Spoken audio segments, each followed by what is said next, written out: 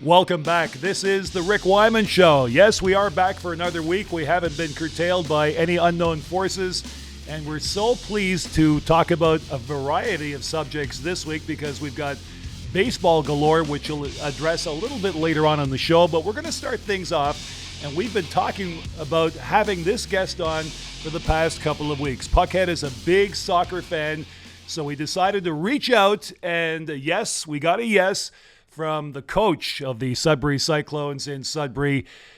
Man, he's done a great job with the team going from L2 to L1. Now the Premier League, Giuseppe Politi. Welcome to the show.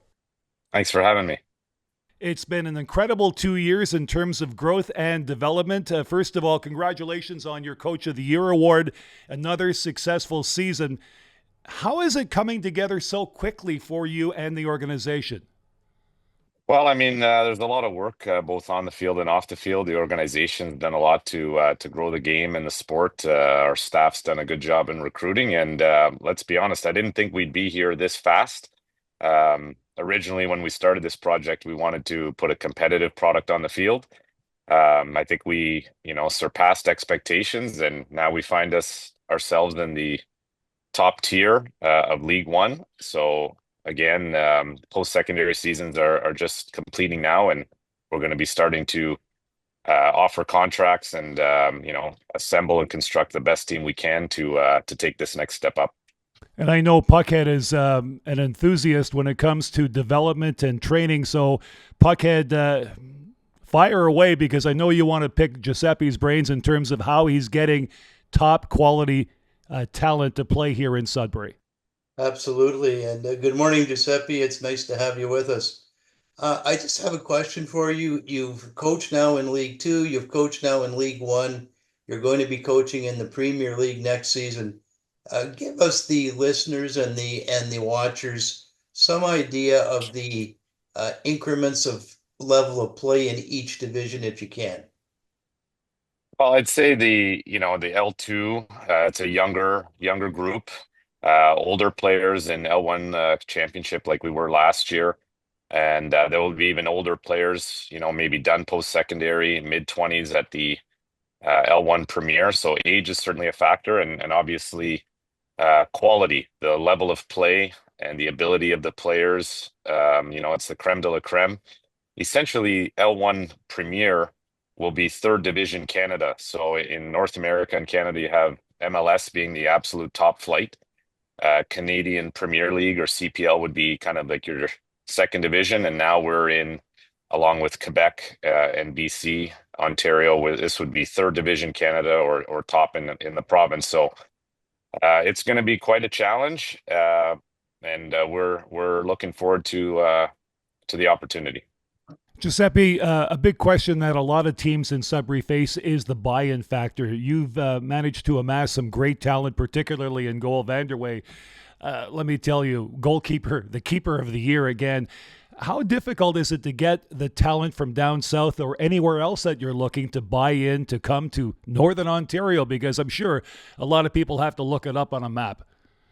Yeah, I think you're totally right. I think it's not easy.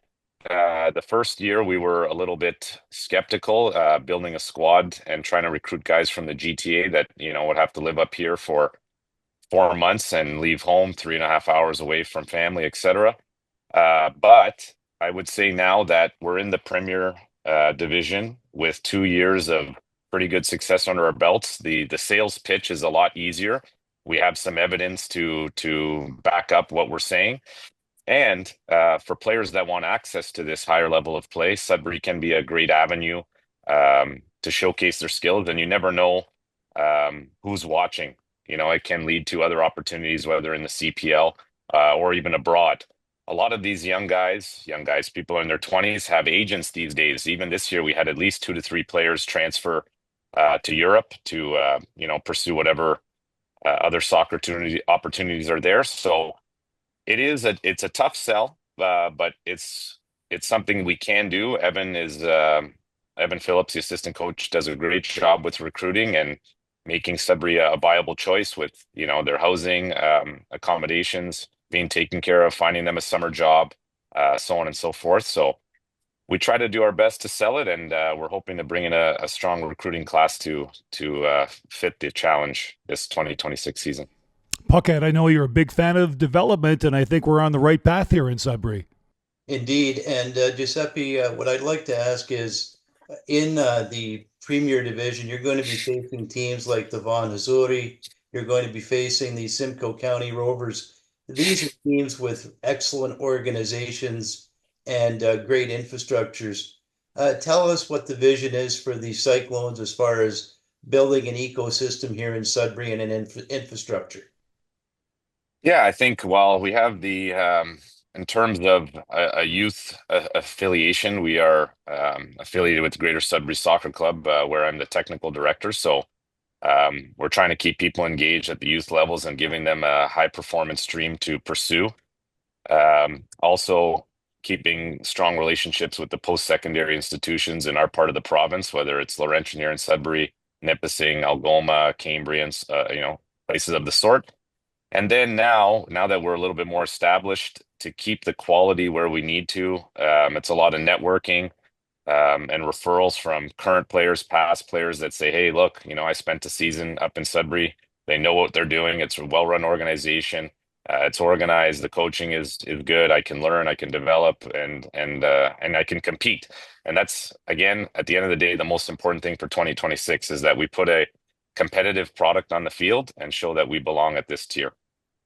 Do you ever foresee a day, Giuseppe, that maybe that Sudbury could be host, or we could have professional soccer here, coast to coast? I've been to many a Forge game in Hamilton. It's a riot.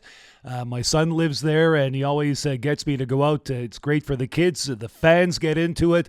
I'd like to see something like that here in Sudbury. Is that possible? I mean, I think anything is possible. It would be awesome to have a CPL franchise here in Sudbury.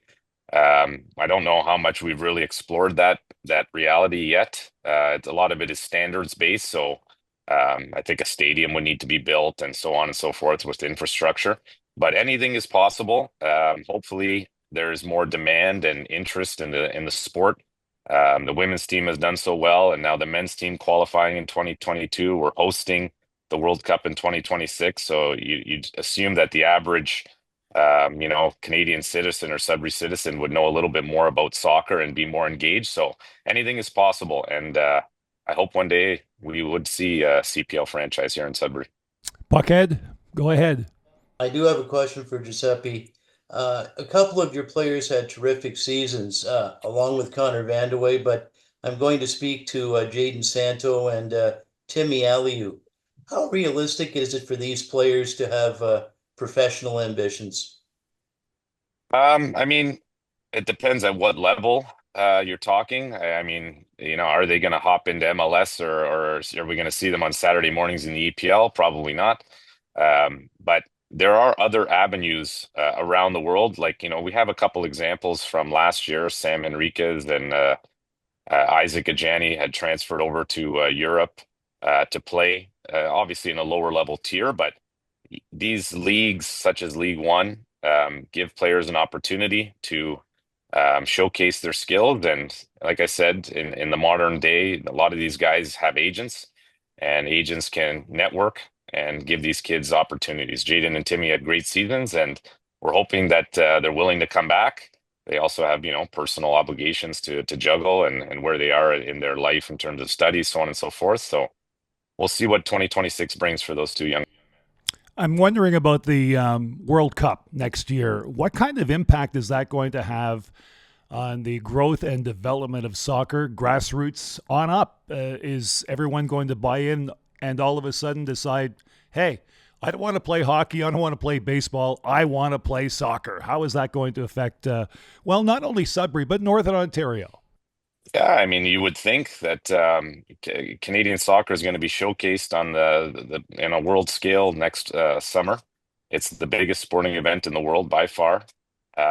We hope that Canada, if you saw in 2022, I went to a couple, at least three qualifying games for Canada to make the World Cup in 2022, and what a ride it was. Unfortunately, they didn't advance. Now we're hosts of the World Cup in 2026, and I think that's got to be the goal is for them to advance. And if we can show that Canada can compete and do well on a world scale, then more and more kids and people will be engaged with the sport. So it's now or never for Canadian soccer. Well, you've been watching the team for a while now. How do you feel about Canada's chances? I think, I mean, to say that Canada was set a goal to win the World Cup is probably a little too ambitious, but 2022 was a first step, just qualifying and competing and proving on a world scale that Canada can put a good product on the field. I would say now we have a new coach and a little bit more established of a roster, has a little bit more experience.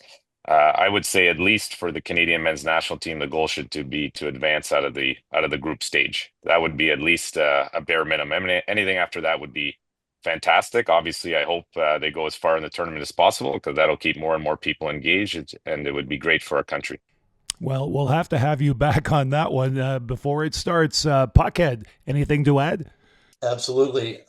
So we do know that the Canadian team has been made up of a lot of European folks that have Canadian lineage, but more and more Canadian players are breaking through and making the national team. Is this what we're going to see a lot more of in the future?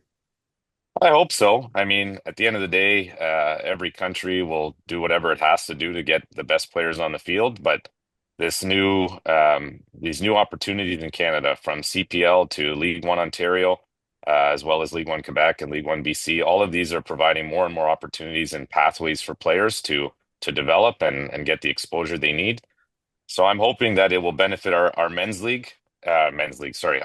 team in the World Cup. So we'll see how it goes. It's an exciting time for soccer in our country, and it will culminate next June. And Giuseppe, the what about your exciting part, personal? Oh, and the exciting part, Giuseppe, is that the Cyclones are now part of that ecosystem.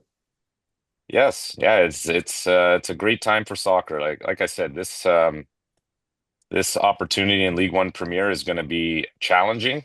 I didn't think we were expecting to be here so quickly, but I'm hoping that we can rise to the challenge and put a good product on the field and keep people engaged here in Sudbury, and that's how the game grows.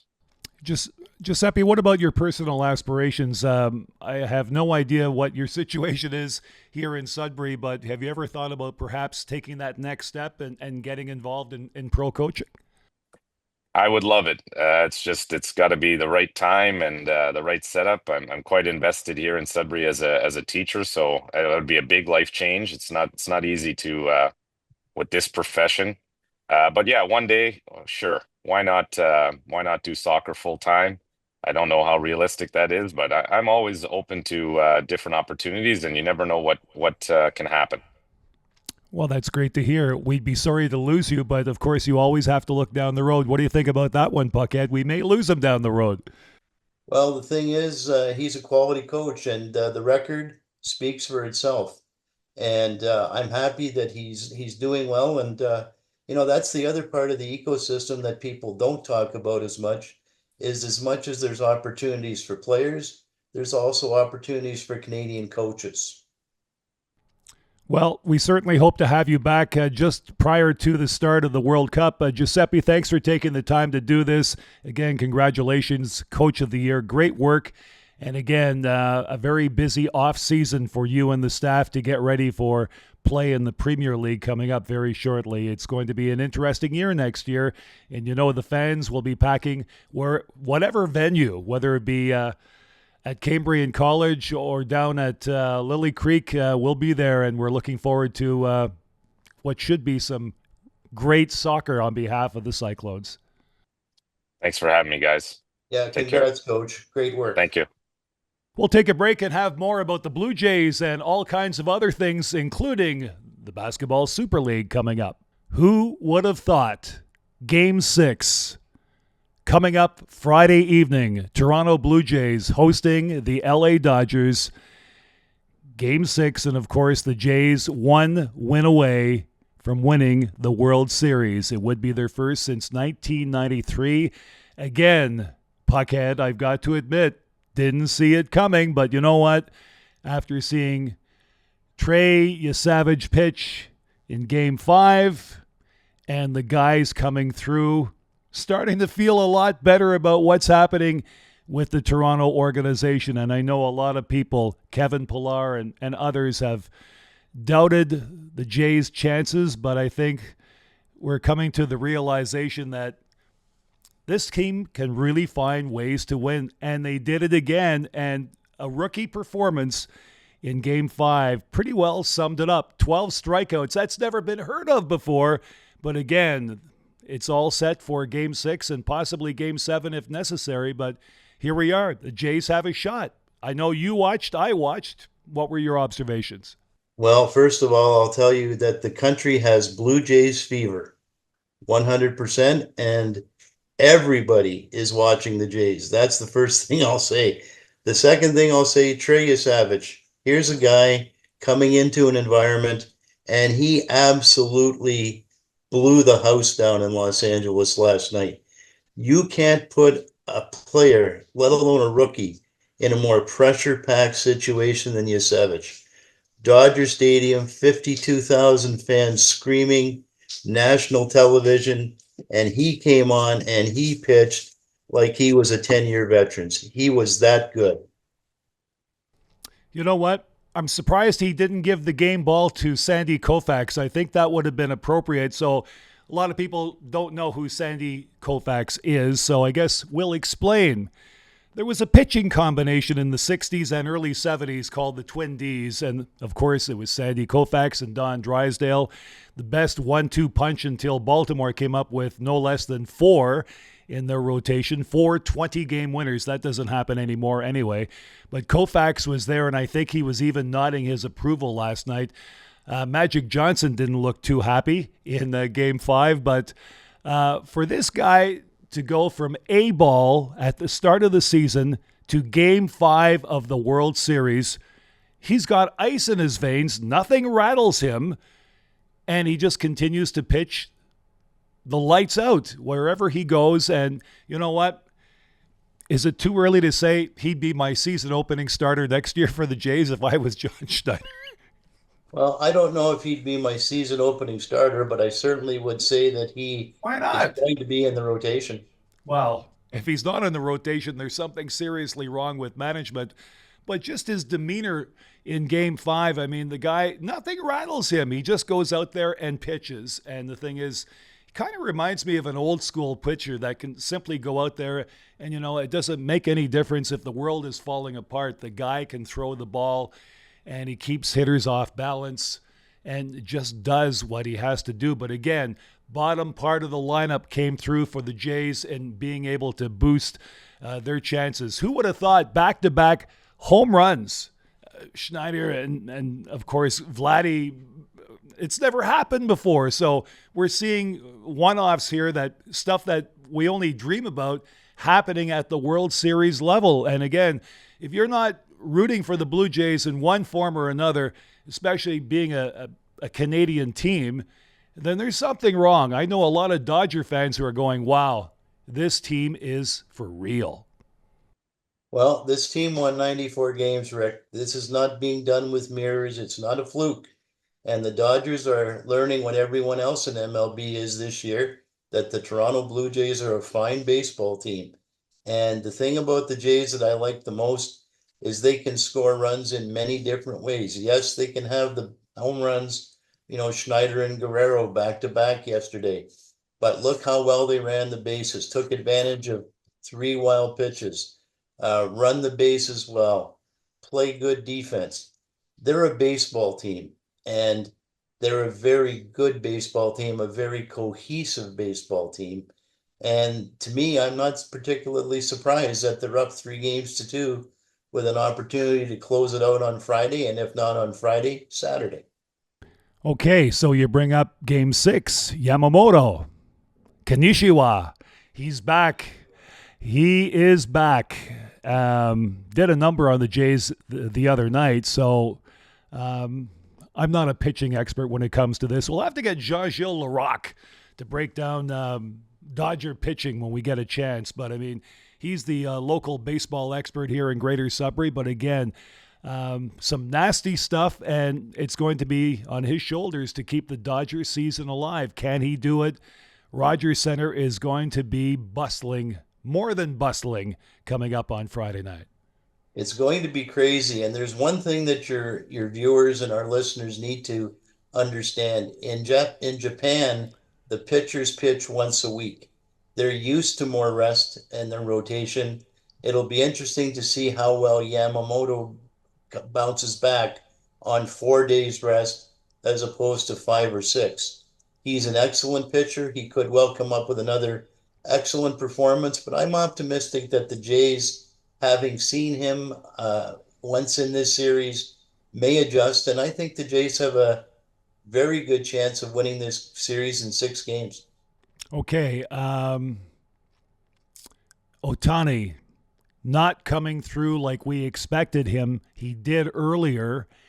Kind of struggled the last couple of games, but again, is that a telltale sign that he is human after all? He is not the super god of baseball? Well, Ohtani is a great player, but Ohtani hit 282 in the regular season.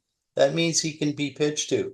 And the last couple of games, Rick, the Blue Jays pitching has done an excellent job pitching to their strength and pitching to places where Ohtani has more difficulty hitting. And I've always said this, and we've talked about it. Ohtani, Betts, and Freeman, they're the head of the snake. And the last 2 games, the Jays have done an excellent job keeping those 3 guys off the bases. If they can do that, there's a good opportunity for them. Oh, Betts has had a terrible fall, and the thing is, I don't know if he's injured or what the situation is, but he's not the Mookie Betts that I know as a Red Sox fan, that for what he did in the past for that team, in assisting that team offensively, but things are just not happening. Freeman, of course, caught by some pitches last night, and again, it's going to be interesting. I'm going to go out on a limb and say that the Jays have got to wrap it up. Game 6. You don't want to take it to Game 7, so we'll see what happens. We'll see what happens. Can we talk about the Basketball Super League for a couple of minutes? There appears to be some life. Where that came from this week, I don't know. Last week, I didn't really hear all that much, but there appears to be some life for the Basketball Super League in Greater Sudbury. We're down to a 5-team league. Kind of disappointing, I would think. It's very disappointing, Rick. It's like going to the burger joint and ordering a hamburger and then getting your order and go, 38% of the patty is gone. There was a marketing campaign years ago by one of the chains. Where's the beef? And that's the first question I would ask about the Basketball Super League. Where's the beef? Okay, this is what we've got to play with this year. We've got Windsor, we've got KW, Sudbury, of course, Jamestown, Erie. I guess they'll be playing some games where the Otters play their home games, and Montreal, so no Newfoundland, and no London, so 5-team league. Who doesn't make the playoffs? How do you set up the playoff situation for a situation like this? This is a 5-team league. Is there going to be just a play-in? You have the last 2 teams battle it out, then take it from there. Of course, the first-place team should get a bye for having endured this, and I really don't know. Nothing's been explained so far as to how the playoff structure will come about. We have very little information, Rick, which is a problem. I'm sure that over time it will come out. My biggest concern is the quality of the play. We're at the end of October. The season opener is supposed to be on December the 29th. That gives all the teams, including the 5, 2 months to get their players in order and have a training camp. It's going to be an absolute crazy circus around the Elgin Street Barn with basketball players running in and out of there like crazy. And my biggest concern is I thought the last couple of years, the caliber of play in the league was very good. I thought the players were good. I really don't want to see a step taken back in the caliber of play this season. Going to be interesting, to say the least. Hopefully we'll get word as to what's happening coming up very shortly. So briefly, Raptors can't win a game. They won their opening game of the season. I love Scotty Barnes. Ingram's there as well. Not enough depth. They lost to Houston. again, it looks like we're going to be going through another season of development with this team unless the youth in this team catches fire rather quickly. Well, the biggest problem with the Raptors, Rick, is they lack size. And last night when they played Houston, Jakob Poeltl was not in the lineup. He's their one legitimate big. And the problem with the Raptors is they really don't have a power forward. In basketball, we call that four. They don't have a backup center that's too much. And that's what we call a five. So the lack of depth and options in the 4 and 5 spot means that this team plays small a lot of the time. And when you play a team like Victor Wembanyama and the San Antonio Spurs, Wembanyama at 7'4" has a field day over the Raptors. And in fact, he did. He was an absolute monster. Houston has a big team, Kevin Durant and some other folks that are big people. The Raptors just don't have the size to match up. They have talent. They've got a lot of guys who are good shooters, good players, RJ Barrett, Ingram, Scotty Barnes. But you look at that roster and there is an absolute glut of shooting guards and small forwards. The point guard position is in decent shape, but the lack of size hurts. And I think what the Raptors should be doing is that they should be going through their roster and figuring out who is going to be part of our rotation, especially at the shooting guard and small forward spot. Well, at least they have Matt Devlin and Jack Armstrong on the broadcast, and that's pretty well the reason why I like to watch, because Jack Armstrong is one guy I'd like to have on this podcast because he's a pretty cool dude when it comes to basketball. So let's see if our production crew can wind up getting Jack on the show to talk about Raptors basketball. I think he would be real good. Okay, so we're going to wrap up. Briefly, Sudbury Wolves win 8-2, lose 8-2. How do I explain that to my wife? She thought that the Wolves were going to turn things around because she asks me all the time, and she tries to watch a game whenever she can. She said, well, 8-2 is a great victory over Peterborough. I said, Peterborough was lousy on Sunday. Then she said, what was the score in the Wolves game last night? I said, 8-2. And she goes, for Sudbury? I go, no, for Sault Ste. Marie. So Sault Ste. Marie loses their first time in Sudbury. They come back and they score 7 times in the second period. And I think there was a text that I had received during the course of last night's game from my friend. It was a matter of, called it mind-numbing. No effort, no hustle, no defense. Did you happen to catch any of the game last night? I did indeed. I watched the entire game before, and most of it was over before the Jays started, which was good. What was extremely disheartening is this team absolutely mailed it in the second period. You cannot allow 7 goals. It just can't happen at any level of hockey anywhere. Now, Scott Barney was away from the team because he's coaching one of the teams at the U18 Challenge, and good for Scott Barney. He's a good coach and happy to see him get that recognition and opportunity. But the Wolves played like there was a substitute teacher last night. And Drake Perahowski is not my idea of a substitute teacher. I'm sure that he gave them a proper dressing down after the second period, but you can't allow 7 goals. It was a pathetic effort in the second period, and the Wolves were absolutely lousy in that period.